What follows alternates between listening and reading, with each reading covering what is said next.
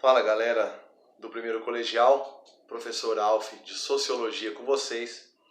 E hoje, dando continuidade à nossa disciplina, entramos no capítulo 2. Primeira aula nós falamos sobre introdução à sociologia, sua construção como uma ciência da sociedade.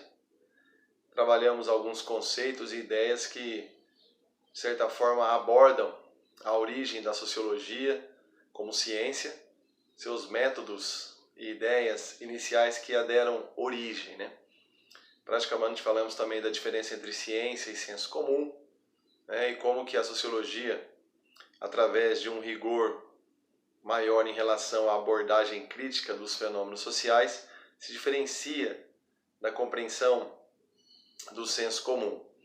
Hoje nós entramos no capítulo 2 para tratar sobre o conceito de estrutura social.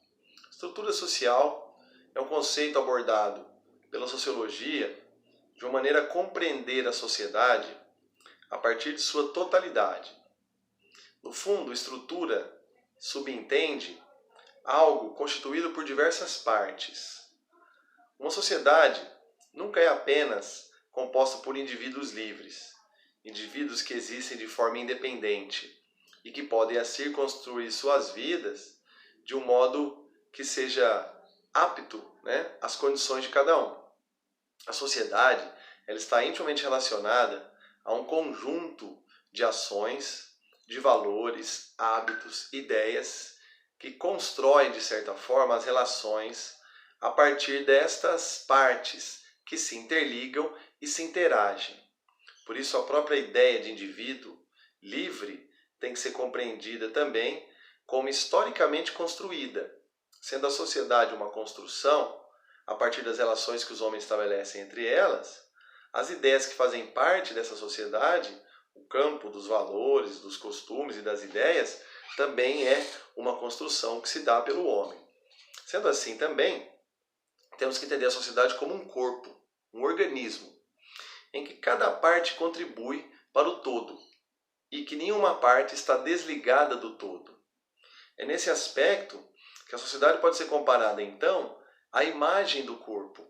Ao mesmo tempo, alguns sociólogos, né, como Robert Merton, sociólogo importante do século XX, compara ela a uma grande construção. Uma construção em que as partes, desde as menores às maiores, interligadas entre si, formam, desde os primeiros elementos dessa estrutura, a totalidade da estrutura. Dentro da estrutura, temos, portanto, os homens, vivendo através de suas ações, e as instituições, funcionando através também de suas funções.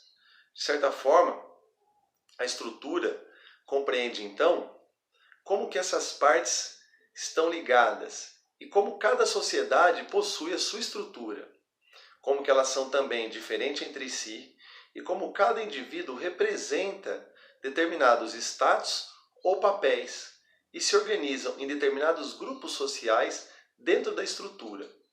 Digamos que uma estrutura social, como um corpo ou como um organismo, ela é algo bastante amplo e complexo, que possui em cada época, em cada contexto histórico, em cada período, os seus valores, seus costumes e seus hábitos. Ao longo do tempo, quando observamos a história do homem, percebemos que em cada sociedade e época, os homens construíram mitos, rituais, doutrinas religiosas, instituições políticas, culturais, comportamentos morais, que configuram, de certa forma, uma espécie de interação social e que construiu ao longo do tempo a identidade de cada povo e de cada grupo dentro da estrutura. Podemos pensar então que uma sociedade ela é construída e organizada em torno desse conjunto de elementos. Por isso não devemos pensar nunca que o indivíduo é um ser separado da estrutura, ou que o indivíduo é um ser independente e livre, de maneira permanente, capaz de guiar o seu mundo, alheio àquilo que o constrói e às identidades que o forjam ao longo do tempo. No fundo, essas estruturas, elas têm bastante elementos permanentes, que ao longo do tempo são transmitidos pelas tradições. Devemos entender que A condição do homem na história, como um ser social, como espécie, de certa forma, se deu muito através da permanência dessas estruturas, que através das tradições, dos ensinos e das transmissões de conhecimento, possibilitou ao homem a sua sobrevivência e o seu sucesso evolutivo, através principalmente da capacidade de educar, de disciplinar e de transmitir valores e ideias, aprendizados e experiências que fazem parte da estrutura que compõe cada sociedade, cada grupo e cada povo. Lembrando dos Neandertais na pré-história e as suas pinturas nas cavernas, né? Nós temos que entender que todas aquelas representações permitiram àquele povo ou àquela constituição histórica, aos agrupamentos, né, de Neandertais, sobreviver ao longo do tempo, identificar suas necessidades, construir seus hábitos cotidianos e determinar a sua vida social. No fundo, as estruturas permanentes de uma sociedade, como a religião, como a moral, como a política, a educação, a família, ela constitui os pilares que permitem a sobrevivência e a existência do homem, construindo assim as identidades individuais e coletivas que formam o todo. Robert Merton, sociólogo americano do século XX, buscou explorar e estudar as permanências dessas estruturas, assim como também Emile Durkheim, que buscou construir o conceito de consciência coletiva para explicar que a consciência coletiva é esse conjunto de hábitos e valores que formam as identidades coletivas de um povo e que pode diferenciar um brasileiro, por exemplo, de um chinês, só para ficarmos num exemplo mais próximo de nós, né? E com uma diferença aí cultural bastante clara. Sendo assim, a consciência coletiva determina as consciências individuais e não é possível pensar o indivíduo desvinculado dessas influências.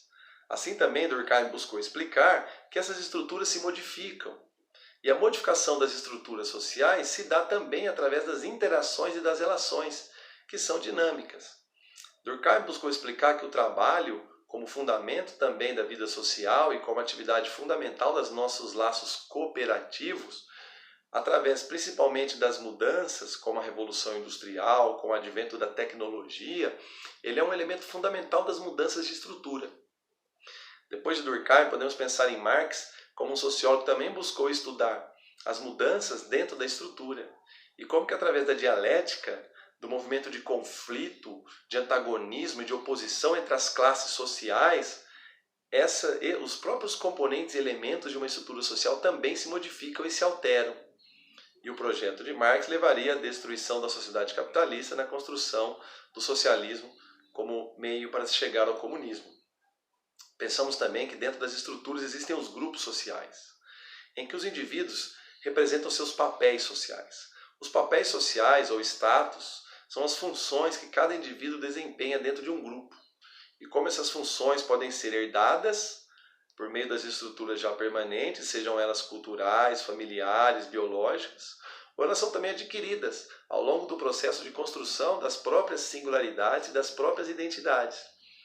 Os papéis herdados ou adquiridos, os status herdados ou adquiridos, vão construindo ao mesmo tempo as permanências e mutações e modificações dessa sociedade e os conflitos que dentro dela se dão nas condições da própria sociedade. Bom, faça os exercícios deste módulo. Próxima aula falarei ainda de interação social, identidades sociais, grupos sociais. Explicarei melhor o conceito de status e de papel social. Falaremos também de outros sociólogos contemporâneos que trabalham em sistemas, tá bom? Logo estaremos juntos. Espero poder ter ajudado um pouco com esta aula. E resolva os exercícios do módulo 2 da apostila de Sociologia. Valeu, galera. Obrigado. Até a próxima.